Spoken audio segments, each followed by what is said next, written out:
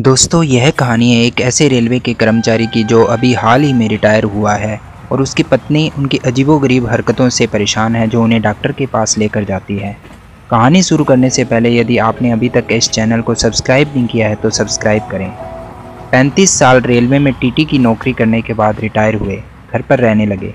1 महीने के बाद ही पत्नी ने पति से कहा, डॉक्टर के पास जाना है, मुझे थोड़ा सा चेकअप कराना है। शाम को पत्नी को डॉक्टर के पास ले जाकर पति ने कहा, जाइए दिखाइए। उसने रोनी सी सूरत बनाकर कहा, आप आगे आइए, मेरा तो बहाना था, दरअसल आपको दिखाना था। डॉक्टर साहब, ये पिछले 35 साल रेलवे में टीटी रहे, सप्ताह में केवल 2 दिन के लिए ही घर आते थे, बाकी दिन बाहर रहते थे, लगातार रेल यात्रा के वातावरण को सहते थे।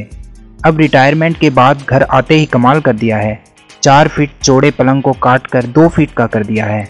अटैची को सांकल से बांध कर ताला लगाते हैं, तकिए में हवा भरते हैं और चप्पलें सिरहाने रखते हैं।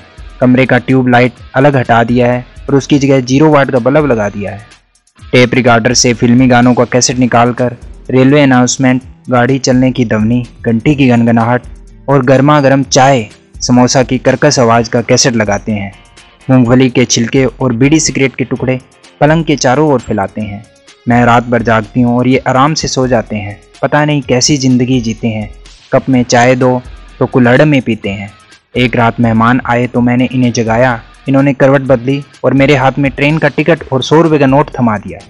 मैंने कहा, ये क्या है? तो बोले, रसीद नहीं बनाना है, इंदौर आए तो ख्याल से उठाना। पिताजी से दहेज में मिला सोफ़ा सेट आधे दामों में बेच आए हैं, बदले में 2 सीमेंट की बेंच खरीद लाए हैं।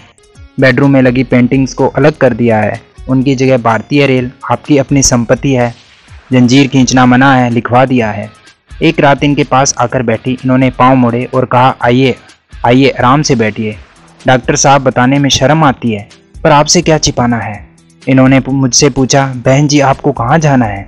डाइनिंग टेबल पर खाना खाने से मना करते हैं, पूड़ियाँ मिठाई के डिब्बे में और सब्जी को प्लास्टिक की थैली में भरते हैं। एक रात मेरे भाई और पिताजी आए, दोनों इनकी हरकतों से बहुत लजाए। रात में भाई ने इनकी अटैची जरा सी खिसकाई, ये गुस्से में बोले, जंजीर खींचूं? चोरी करते शर्म नहीं आई? सुबह सुबह बूढ़े पिताजी जल्दी उठकर नहाने जा रहे थे, बालकनी पर इनके पास वाली खिड़की से आ रहे थे। इन्होंने खिड़की से हाथ डालकर उन्हें जगाया। इन्होंने गुस्से में कहा, इस तरह से मत जगाओ, यहाँ कुछ नहीं मिलेगा, बाबा आगे जाओ। पिताजी आगे गए तो उन्हें वापस बुलाया, उन्हें 1 रुपये का सिक्का दिया और पूछा, कौन सा स्टेशन आया है? इनका अजीब कारनामा है, एक पर एक हंगामा है।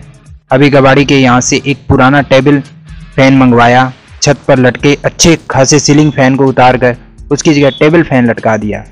उसे चालू करने विचित्र तरीका अपनाते हैं, जेब से कंघी निकालकर पंखा घुमाते हैं। सुबह मंजन ब्रश साबुन निकालकर बाथरूम की ओर जाते हैं। मैं कहती हूँ, बेटा गया है? तो वहीं लाइन लगा लेते हैं।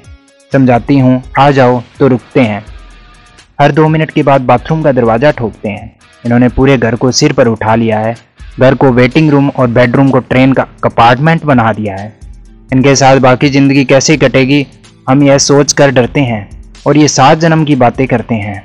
हम तो एक ही जन्म में पछताए, भगवान किसी युवती को रेलवे के टीटी की पत्नी ना बनाए। दोस्तों, आपके आसपास या आपका कोई रिश्तेदार रेलवे की नौकरी से रिटायर हुआ है तो आपकी उसके बारे में क्या राय है तो कमेंट बॉक्स में ज़रूर बताएं। और यह कहानी आपको पसंद आई है तो इसे लाइक ज़रूर करें और इस तरह की इंटरेस्टिंग स्टोरीज़ के लिए चैनल को सब्सक्राइब करना ना भूलें। धन्यवाद।